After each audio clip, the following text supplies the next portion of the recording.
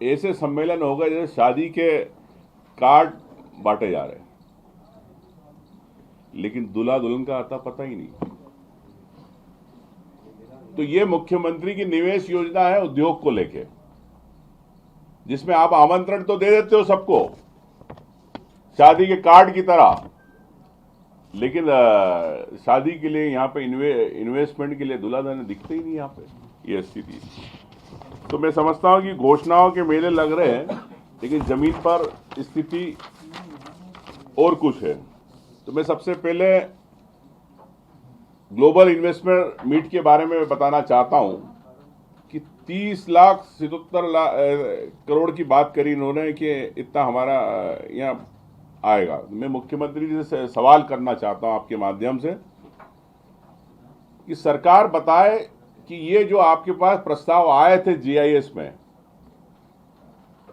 इसकी वास्तव में जमीनी स्थिति क्या है। अभी 2 से ज्यादा महीने होने आए, लेकिन जीआईएस के आज तक सरकार ने जनता को नहीं बताया। और मैं समझता हूं कि निवेश की नीति को लेकर पारदर्शिता होना चाहिए।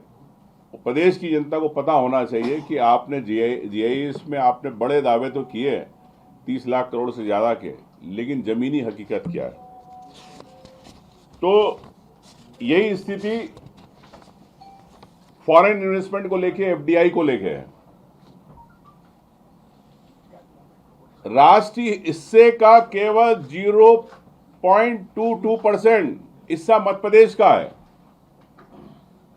तो मध्य प्रदेश के अंदर डायरेक्ट एफडीआई विदेशी इन्वेस्टमेंट क्यों नहीं आ रहा। और मैं समझता हूं कि ये 2019 से लेकर 2024 तक अगर एफडीआई की बात करें तो मध्य प्रदेश का स्थान 15वां स्थान है। मतलब 4,563 करोड़ रुपए आए सिर्फ, इसका मतलब 0.22% आया।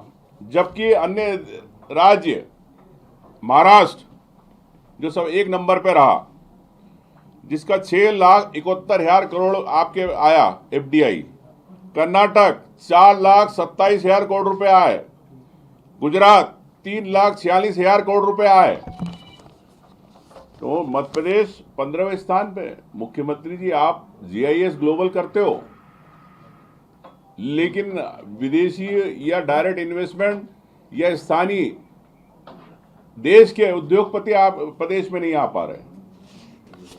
तो मेरा इससे सवाल है कि ये बार बार बजट में इन्होंने बात करी कि इजी ऑफ डूइंग बिजनेस, कि हम आसान तरीके से यहाँ पर ऐसा माहौल देंगे उद्योगपतियों को, कि राज्यपाल से भी कहलवाया इन्होंने, वित्त मंत्री से भी कहलवाया, मुख्यमंत्री जी ने खुद ने कहा।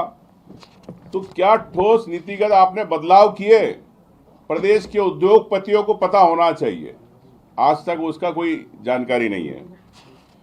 मैं समझता हूं कि क्या कारण है कि कर्नाटक, गुजरात, मध्य प्रदेश के अंदर अगर इतना पैसा आ रहा है, महाराष्ट्र में आ रहा है, तो आपकी यहाँ की ठोस नीति क्यों नहीं है? अगर वहां पे वो इतना पैसा ला सकते तो क्या हम उनकी नीति को आपने क्या मॉनिटरिंग करी? तो मैं समझता हूं कि बीजेपी सिर्फ इवेंट की बात करती है, निवेश की बात नहीं करती है।